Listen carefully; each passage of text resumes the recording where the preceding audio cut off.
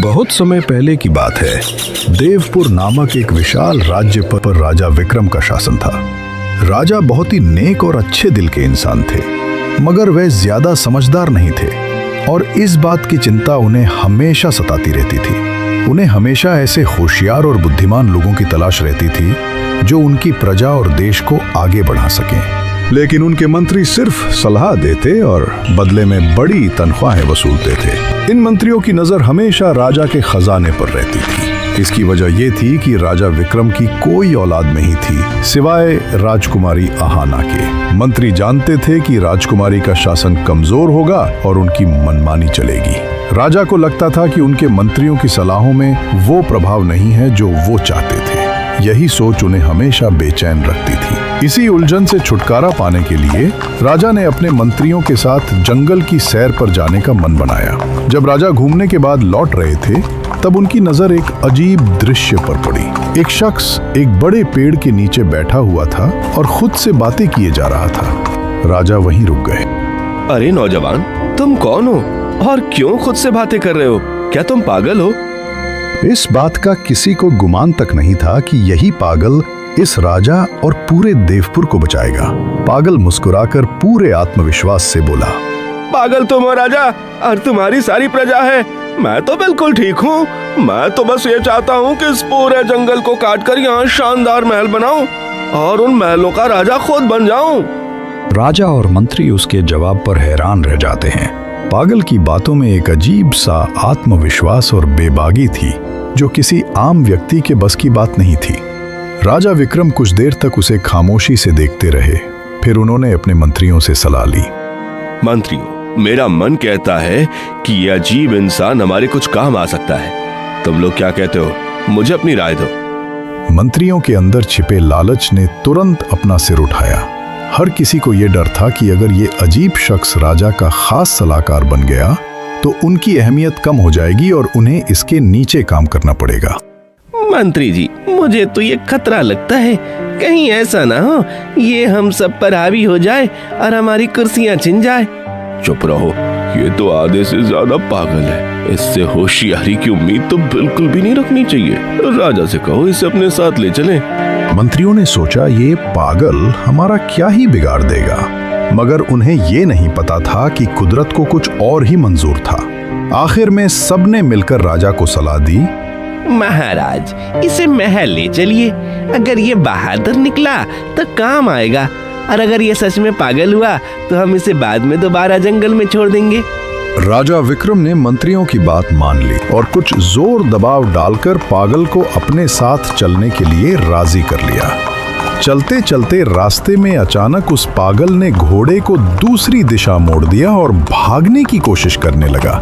राजा और मंत्रियों ने उसका पीछा किया, उसे दोबारा काबू में किया और फिर उसी रास्ते से देवपुर के महल की तरफ निकल पड़े। जैसे ही वे लोग महल पहुंचे तो सब हैरान रह गए। वहां भीड़ जमा थी। सब खुशी से नारे लगा रहे थे और राजा को मुबारकबाद दे रहे थे। महाराज, आप सलामत हैं। जिस रास्ते से आप सैर के लिए गए थे वहां दुश्मन की एक बहुत बड़ी फौज छिपी बैठी थी। उनके पास जबरदस्त हथियार थे। हमें तो पूरा यकीन था कि आप वापस नहीं आएंगे। महाराज, आप तो बहुत होशियार निकले। मौका देखकर आपने रास्ता बदल लिया और अपनी जान बचा ली। राजा विक्रम ने खामोशी से उस पागल की तरफ देखा और दिल में सोचा, ये शख्स वाकई कोई मामूली नहीं है, कुछ खास है। इस पागल ने ही तो जानबूझकर घोड़े का रास्ता बदला था और हम सबको दुश्मन के घात से बचाया था। सिपाहियों, जल्दी करो, इस शख्स के लिए एक बेहतरीन कुर्सी तैयार करो। आज से ये मेरे साथ रहेगा।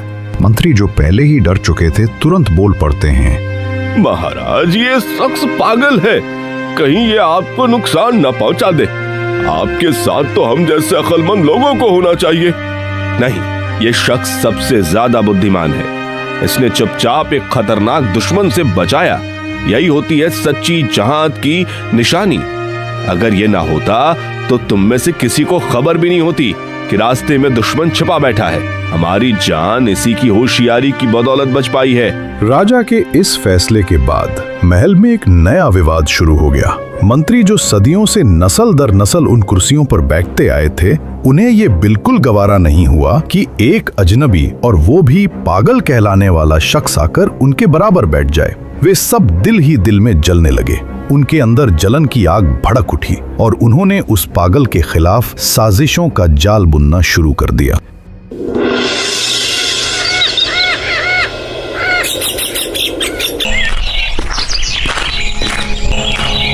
अगले दिन सुबह सुबह सारे मंत्री पागल के पास पहुंचे। भाई साहब, हमें आपसे एक जरूरी बात करना है। आपको हमारे राजा के वसूलों और दरबारी अदब का कुछ अंदाजा नहीं है। हम तो बस यही चाहते हैं कि आप किसी गलतफहमी में कोई ऐसा कदम ना उठा लें जिसकी वजह से आपको सजा भुगतनी पड़े। पागल हैरत से घबराते हुए बोला, क्या मतलब? मुझे सजा मिलेगी? अरे मैंने तो कभी नहीं कहा था कि मुझे यहाँ महल लाया जाए। ये कैसी मुसीबत है? मुझे वापस ले चलो। पागल के घबराहट भरे शब्दों से मंत्रियों के चेहरों पर हल्की सी खुशी की लहर दौड़ गई। उन्हें लगा कि उनकी चाल कामयाब हो रही है, लेकिन राजा के डर से वे उसे महल से बाहर नहीं निकाल सकते थे। इसलिए नरमी से अपनी बात मनवाने की कोशिश करते हुए बोले, भाई साहब, आपको अंदाजा नहीं है कि अगर आप हमारी बात मानेंगे तो आपको क्या कुछ मिल सकता है। ठीक है, बताओ क्या करना है मुझे? हमारे दरबार की परंपरा है कि दरबार का आगाज तभी होता है जब कोई शख्स राजा को जोर से थप्पड़ मारे या कोई ऐसा काम करे जिससे दरबार जागृत हो जाए। पागल, जो अक्ल से बिल्कुल पैदल था, अरे ये तो कोई बड़ी बात नहीं। थप्पड़ क्या, मैं तो राजा को लात भी मार सकता हूँ। जब राजा कुर्सी पर बैठते हैं तो तुम जाकर उनकी गर्दन पर जोरदार थप्पड़ मारना और देखना राजा इतना खुश होगा कि तुम्हें ढेर सारे इनाम देगा। ठीक है, मैं यही करूँगा। अगले दिन दरबार लगा हुआ था। सारे मंत्री अपनी अपनी जगह पर बैठे हुए थे। मंत्री पागल की पागलपंती को देखने के लिए उत्साहित हो रहे थे और पागल, जो राजा को थप्पड़ मारने के लिए राजा के इंतजार में खड़ा था, तभी दरबार में राजा विक्रम का आगमन हुआ। राजा विक्रम तख्त पर जैसे ही विराजमान होने लगे तो पागल नम्रतापूर्ण भोलेपन से आगे बढ़ा।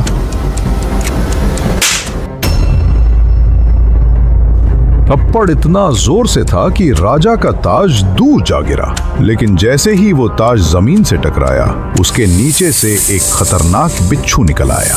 राजा विक्रम तुरंत चौंक कर खड़े हुए और उन्हें ये समझते देर न लगी कि अगर वो ताज उनके सिर पर होता तो बिच्छू उन्हें काट लेता।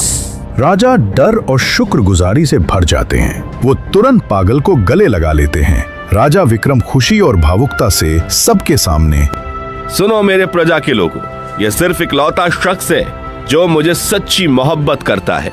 अगर ये मुझे थप्पड़ न मारता तो शायद ये मेरा आखिरी दिन होता। ये जहरीला बिच्छू मुझे काट लेता और मैं आज आप सबके सामने नहीं होता। सिपाहियों, इस बहादुर और अक्लमंद इंसान को हमारा सबसे खास महल दे दिया जाए और एक अच्छी सी दावत रखी जाए। आज मैं तुमसे बहुत खुश हूँ, तुमने मेरा दिल खुश कर दिया। राजा के हुक्म पर पागल के लिए एक शानदार दावत का आयोजन किया गया और साथ ही उसे एक खूबसूरत महल भी इनाम में दे दिया गया।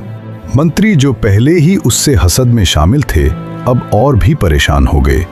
उनके दिलों में ये डर बैठ गया कि अगर ये सिलसिला यूं ही चलता रहा तो ये पागल उनकी सभी कुर्सियों का वारिस बन जाएगा।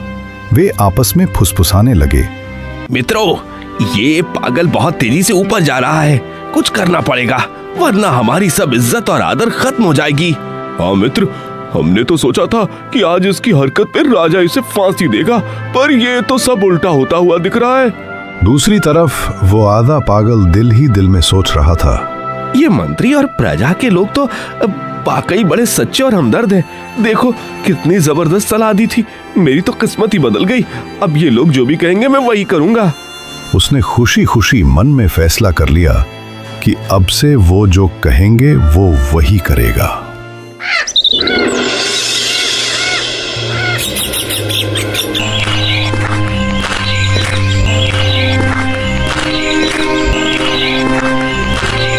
अगली सुबह पागल अपने इनाम में मिले महल में आराम से बैठा था।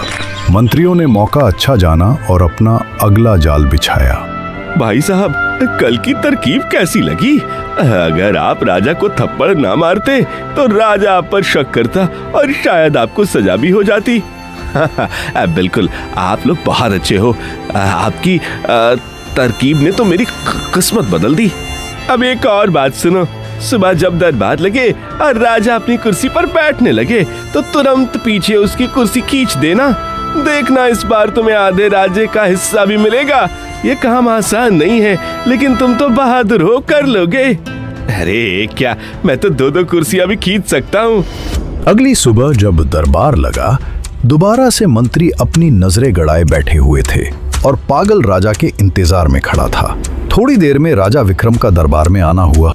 जैसे ही राजा विक्रम तख्त पर बैठने लगे, पागल ने मौका देखकर कुर्सी पीछे खींच ली, मगर राजा ने खुद पर काबू रखते हुए गिरने से पहले ही संभल कर खड़े हो गए।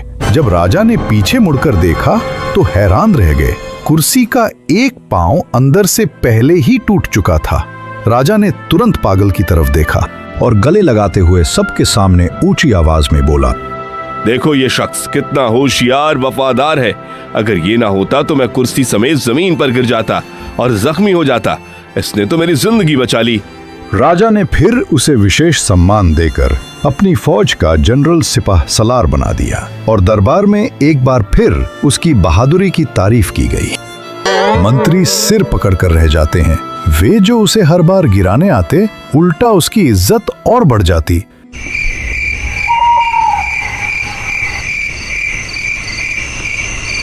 मंत्री जी, ये कैसी मुसीबत है, खत्म ही नहीं होती। हम तो चाहते हैं कि उसे सजा हो, राजा नाराज हो और वो फांसी चढ़े, मगर ये हर बार बाजी मार जाता है। अरे हाँ मित्र, इस पागल को जनरल का पद देकर राजा ने ठीक नहीं किया। ऐसे तो नहीं चलेगा, इस पागल का कुछ करना ही पड़ेगा। राजा ने पहले अपना खास बनाया, आज जनरल सिपाह सलार और कल राजा अपनी कुर्सी भी दे देगा। आज महल के सारे सिपाही उसके नीचे हैं, ऐसे तो कल सारा राज्य उसके कब्जे में होगा और फिर हमें उसकी जी हजूरी करनी पड़ेगी। अरे मंत्री जी, ऐसी बहकी बातें मत करो, हम लोग ऐसा होने नहीं देंगे। अब मामला हाथ से निकलता देख सब मंत्रियों ने मिलकर एक गहरा मंसूबा बनाया। ये मंसूबा पूरे देवपुर रियासत को हिलाकर रख सकता था। सबने मिलकर फैसला किया कि वे पड़ोसी राज्य के राजा से छिपकर खुफिया संपर्क करेंगे, उन्हें जंग के लिए उकसाएंगे और वादा करेंगे कि हम सब तुम्हारा साथ देंगे। उन्होंने पड़ोसी राजा को संदेश भेजा कि हम देवपुर पर हमला करेंगे। राजा को पूरा भरोसा दिला दिया जाएगा कि प्रजा उसके साथ है। बस तुम्हारा काम सिर्फ इतना है कि हमारे जनरल पागल को मारना है, बाकी सब कुछ हम संभाल लेंगे। जब पड़ोसी राजा ने जांच पड़ताल की तो वह जंग के लिए राजी हो गया। अब उन्हें सिर्फ एक काम करना था, अपने राजा विक्रम को जंग के लिए राजी करना। इसलिए मंत्रियों ने अपने ही कुछ आदमियों को हल्का सा जख्मी किया और राजा के सामने लाकर खड़ा कर दिया। महाराज, हम कब तक सब्र करें? अगर कल आपको कुछ हो गया तो पूरी रियासत का क्या होगा? दुश्मन हमला कर रहा है, बताइए हम क्या करें? हमें अभी फैसला करना होगा। देखिए हमारे लोगों का क्या हाल कर दिया। अब हम हाथ पर हाथ धरे नहीं बैठ सकते। महाराज कुछ कीजिए। मंत्रियों की बातों और जख्मी लोगों को देखकर राजा ने जंग का ढोल बजवा दिया और अपनी फौज को मंत्रियों के साथ जंग के लिए रवाना कर दिया। अब लश्कर का सिपाह सलार जनरल पागल था, जिसे ये लोग अक्ल से पैदल मानते थे। मंत्रियों ने चुपचाप पीछे से हंसते हुए सोचा कि अब तो जनरल पागल का अंत निश्चित है। जब फौज दुश्मन मुल्क की सरहद पर पहुंची तो वहां की फौज पूरी तैयारी के साथ खड़ी थी। ऐ दुश्मनों, बाहर आओ। अगर हिम्मत है तो पहले मुझसे मुकाबला करो और पराजित करके दिखाओ। पागल के धमकी भरे अल्फाज सुनकर दुश्मन राजा को सहा नहीं गया और दोनों आमने सामने खड़े हो गए। अचानक एक खूंखार शेर झाड़ियों से निकलता है और दुश्मन राजा पर हमला कर देता है। पागल, जो असल में तलवार चलाना चाहता था और जिसके दिल में कोई जातीय दुश्मनी नहीं थी, वो तुरंत आगे बढ़ा और शेर से लड़ने लगा। एक कड़ी संघर्ष के बाद पागल ने शेर को मार गिराया। दुश्मन राजा बेहद जख्मी हो गया था। नहीं, लड़ाई नहीं होगी। मैं इस जनरल कमांडर को माफ करता हूँ, इसने मेरी जान बचाई। ये निहायत ही बहादुर और होशियार शख्स है। हम जंग नहीं चाहते। दुश्मन राजा रुकता है और देवपुर के मंत्रियों की तरफ इशारा करते हुए कहता है, हाँ, जो मंत्री उसके साथ आए थे उन्हें गिरफ्तार करके कैद में डाल दो। वो एक गद्दार और धोखेबाज हैं। मंत्रियों के चेहरों का रंग उड़ जाता है। पागल तुरंत अपनी तलवार निकालता है। खबरदार, अगर किसी ने मंत्रियों को हाथ में लगाया तो ये मेरे मित्र हैं। दुश्मन राजा ने उसकी वफादारी देखकर दिल ही दिल में कहा, क्या कमाल का बंदा है, दुश्मनों को बचाता है और खुद को भूल जाता है। दुश्मन राजा पागल की बहादुरी से प्रभावित होकर मंत्रियों को छोड़ देता है और युद्ध समाप्त हो जाता है। अब पागल की चर्चा पूरी रियासत में होने लगी। उसकी बहादुरी और सच्चाई ने सबके दिलों को जीत लिया। यहाँ तक कि राजा विक्रम भी उसकी वफादारी से इतने खुश हुए कि उन्होंने उसे एक बड़ा सम्मान देने का फैसला किया। मैं देवपुर के सिपा सलार इस महान योद्धा की वफादारी और होशियारी से अत्यंत प्रभावित हूँ। मैं इसकी इज्जत में इजाफा करते हुए अपनी बेटी राजकुमारी आहाना का विवाह इसके साथ करने का ऐलान करता हूँ। ये सुनकर मंत्री जो पहले ही अंदर से जले बैठे थे, ये मंजर देखकर चुप तो रहे, लेकिन हर कदम पर पागल से बदला लेने का इरादा उनके दिल में और मजबूत हो गया। अब तो देवपुर और पड़ोसी राज्य दोनों की दुश्मनी दोस्ती में बदल चुकी थी। लेकिन मंत्रियों ने फिर भी एक और नया जाल बुनने का फैसला किया। वे आपस में कहने लगे, अगर इस पागल को हमने ना रोका तो कल हम सब सच के सच उसके गुलाम बन जाएंगे। इसे खत्म करना जरूरी है। लेकिन उनमें एक बुजुर्ग मंत्री भी था। वह तजुर्बेकार था और दिल का नरम।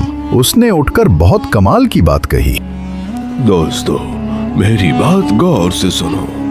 हर इंसान को कुदरत ने खास मकाम और ताकत दी है, और याद रखो, जिसे कुदरत इज्जत देता है, दुनिया की कोई ताकत वो इज्जत छीन नहीं सकती। अगर तुमने उसे मार भी दिया तो याद रखो उसकी इज्जत और भी बढ़ जाएगी। और अगर तुम ये सोच रहे हो कि उसके मरने से तुम्हारी खोई हुई इज्जत वापस मिल जाएगी, तो तुम धोखे में हो। एक दिन सच सामने आ जाएगा और तुम सब अपने अंजाम तक पहुंच जाओगे। सारे मंत्री चुप होकर सुनते रहे। तुम बस एक बात समझ लो, वो जाहिरी तौर पर पागल है, लेकिन ऊपर वाले ने उसे एक अनोखी ताकत दी है, किस्मत की ताकत। अगर पूरी रियासत भी उसके खिलाफ हो जाए तो वो अकेला ही जीत जाएगा। इसलिए उससे उलझने के बजाय खुद सच्चाई अपनाओ, इसी में हमारी बेहतरी है। बुजुर्ग मंत्री की बातों का सब पर गहरा असर हुआ। सारे मंत्रियों ने अपनी जलन पर पश्चाताप किया और खुदा की रजा पर राजी हो गए। कुछ वक्त बाद पागल की मौत हो गई और मंत्री फिर से अपने रुतबों पर वापस आ गए। मेरे प्यारे दोस्तों, ये कहानी बस ऊपर ऊपर से मजेदार लगती है, लेकिन इसमें हमारे लिए बहुत बड़ी सीख है। हमें कभी किसी से जलन नहीं करनी चाहिए। अगर कोई किसी रुतबे पर पहुंचा है और कामयाब हुआ है, तो वो उसकी मेहनत, उसकी अच्छी किस्मत या उसमें मौजूद खास गुणों की वजह से हो सकता है, और उसी वजह से खुदा ने उसे इज्जत दी है। कोशिश करें कि वे अच्छे गुण आप भी अपनाएं, मेहनत करें और सच्चाई का रास्ता चुनें। शायद वही इज्जत आपको भी मिले, लेकिन जलन ना करें। इतिहास गवाह है कि मुनाफिक लोग और जलन करने वाले कभी कामयाब नहीं होते। जीत हमेशा सच्चे लोगों की ही होती है। मुझे उम्मीद है आपने इस कहानी से बहुत कुछ सीखा होगा।